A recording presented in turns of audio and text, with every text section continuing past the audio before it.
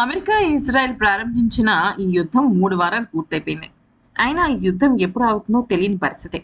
Iran చేస్తున్న ప్రతీకార దాడులతో ఇక మొత్తం అతలాకుతలమైపోతుంది ప్రపంచం. ఎందుకనంటే ప్రపంచం ప్రస్తుతం నడుస్తోంది అంటే పెట్రోల్ గానీ, లేకపోతే డీజిల్ కానీ, లేకపోతే గ్యాస్ కానీ ఇవన్నీ కూడా సాధారణమైన, సామాన్యమైన ప్రజలు వాడుకునేదే. బంగారం రేట్లు పెరిగింది, వెండి రేట్లు పెరిగింది అంటే మనకు సంబంధం లేనిదది. ఎందుకనంటే ఒక సామాన్యమైన మనిషి లేదా సామాన్యుడు అవ్వనివ్వండి, ధనికుడు అవ్వనివ్వండి బంగారం తినలేడు కదా! అలానే వెండి తినలేడు కదా! తను తినేది నార్మల్ భోజనం. ఆ భోజనం చెయ్యాలి, మన జీవనం నడవాలి అంటే మనకు కావాల్సింది ఇంధనం. అంటే గ్యాస్ కానీ, పెట్రోల్ గానీ ఇంకా రకరకాలు. కానీ ప్రస్తుతం పరిస్థితులు తారుమారైపోతున్నాయి. ఇరాన్ ఏం చేస్తోంది అంటే ఇక ఇజ్రాయెల్ పైన నేరుగా దాడి చేయలేకుండా గల్ఫ్ కంట్రీస్ మీద టార్గెట్ చేసింది. అయితే ఇక్కడ అమెరికా స్థావరాలన్నీ కూడా ఇక్కడ గల్ఫ్ కంట్రీస్ ఉంటాయి చూసారా, ఖతార్ గానీ, యుఏఈ గానీ, సౌదీ గానీ వీటిల్లో ఉండటం వల్ల ఇరాన్ ఈ గల్ఫ్ కంట్రీస్ పైన జులుం చూపిస్తోంది. అయితే ఈ కంట్రీస్ మీద వాటి యొక్క ప్రతాపం చూపించడంతో ఇప్పుడు మొత్తం ప్రపంచం అతలాకుతలం అయిపోతుంది. విడిగా ఏదో యుద్ధం అని ప్రకటించాల్సిన అవసరం లేదు. మనందరం ఇప్పుడు ప్రస్తుతం మూడో ప్రపంచ యుద్ధంలోనే ఉన్నామని అనుకోవాలి. ఎందుకనంటే యుద్ధం అంటే అదేదో బోర్డు పెట్టి సమరశంఖం పూరించడం ఇలాంటివి ఏం లేవు ప్రస్తుత రోజుల్లో. అయితే ఈ నేపథ్యంలో ఏం జరిగింది, మొన్న ఎల్పిజి స్థావరాల మీద ఇజ్రాయెల్, ఇరాన్ అలాగే ఖత్తర్కి సంబంధించిన రాస్ లఫాన్కి సంబంధించిన ఆ ఎల్పిజి స్థావరాల పైన యుద్ధం చేసేసింది. ప్రకటించడం కాదు, యుద్ధం చేసింది. వాటి మిసైల్తో దాడులు చేసింది. దాంతో ఏమైంది, ఇప్పుడు దాదాపుగా ప్రపంచానికి కొన్ని ఏళ్ల తరబడి 20-30% ఎల్పిజి గ్యాస్ అనేది ఆ ప్రాంతం నుంచే వెళ్తుంది. అవునా?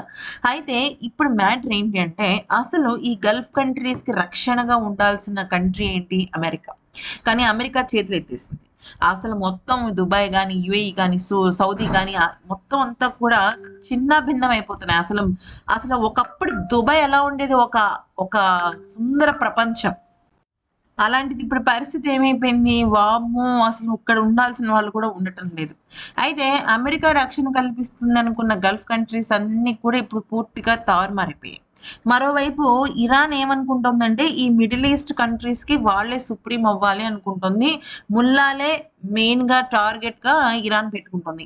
ఫ్రెండ్స్, షియాస్ ఒక పరిస్థితి ఏంటంటే ఇప్పుడు మ్యాటర్ చెప్పమంటారా, షియా వర్సెస్ సున్నియే జరుగుతుంది ఇక్కడ యుద్ధం ఏంటంటే. అయితే ఈ యుద్ధానికి పెట్రోల్ పోస్తుంది ఎవరు అంటే ఇజ్రాయెల్. ఓకే. అయితే ఇజ్రాయెల్ పెట్రోల్ పోస్తుంది కానీ అమెరికా మాత్రం ఇప్పుడు ఎటు కాకుండా అయిపోయింది. ఎందుకనంటే అమెరికా గల్ఫ్ కంట్రీస్ ని కాపాడాలి కానీ కాపాడలేకపోతుంది. సో ఇక్కడ స్ట్రైట్ ఆఫ్ హార్మోస్ క్లోజ్ అయిపోయింది. అలాగే ఇప్పుడు నేను నీకు రక్షణగా ఉంటాను అని చెప్పిన అమెరికా చేతులు ఎత్తేయడంతో గల్ఫ్ కంట్రీస్ అన్ని అమెరికా మీద పడ్డాయి. సో ఇప్పుడు తల వంచాల్సి వస్తుంది ట్రంప్. ఓకే.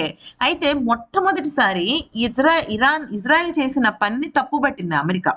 ఏమని తప్పు పట్టింది అనేది కనుక చూస్తే అలాగా ఆ రకంగా ఇజ్రాయెల్ తీరుపై అసంతృప్తి వ్యక్తం చేసింది. ఇజ్రాయెల్ చేసింది తప్పని, ఇది తమకు తెలియకుండా చేసేసిందని ట్రూత్ సోషల్లో పోస్ట్ చేశాయి. తెలియకుండా చేసిందని ఎందుకు చెప్తోంది ఇప్పుడు అమెరికా ప్రభుత్వం, ట్రంప్ కానీ, అమెరికా ప్రభుత్వం కానీ. ఇక్కడ మ్యాటర్ ఏంటంటే అక్కడ ఒకటే భాగం ఉంటుంది. ఓకే.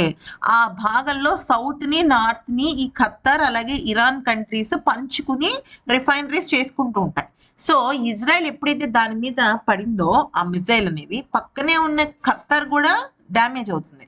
సో ట్రంప్ కి తెలిసే, అంటే అమెరికా ప్రభుత్వానికి తెలిసే ఈ రకంగా దాడి జరిగింది అంటే కాపలాగా రక్షణగా ఉండాల్సిన అమెరికా ఈ రకంగా ఖత్తర్ పైన, గల్ఫ్ కంట్రీస్ పైన విరుచుకు పడుతుంటే ఇది పూర్తిగా అమెరికాకి వ్యతిరేకం కదా. సో అందుకని మాకు తెలియకుండా చేసేసిందని ఇప్పుడు ప్లేట్ మార్చేసింది అనమాట.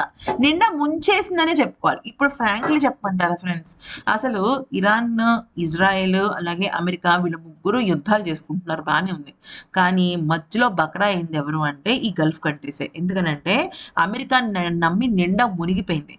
అదే ఏ రష్యానో నమ్ముకుని ఉంటే అట్లీస్ట్ ఈ పాటికి ఇటువంటి దారుణమైన యుద్ధాలైనా జరిగి ఉండేవి కావు. ఇప్పుడు ఏం జరిగింది, ఈ 6 దేశాలు ఉంటాయి చూసారా, మిడిల్ ఈస్ట్ కంట్రీస్, ఇవన్నీ కూడా అమెరికాతో వెళ్ళి మొరపెట్టుకున్నాయి. అమెరికాతో మొరపెట్టుకుంటే ఏంటి, అమెరికా మేము యుద్ధం ఆపండి అంటే నువ్వెవడరా చెప్పడానికి, ఆపడానికి. మేము యుద్ధం ఆపము అని చెప్పి ఇరాన్ వాళ్ళు ముందుకెళ్ళిపోతున్నారు. ఇరాన్ వాళ్ళు చెప్పాలంటే మూర్ఖులు, పరమ మూర్ఖులు.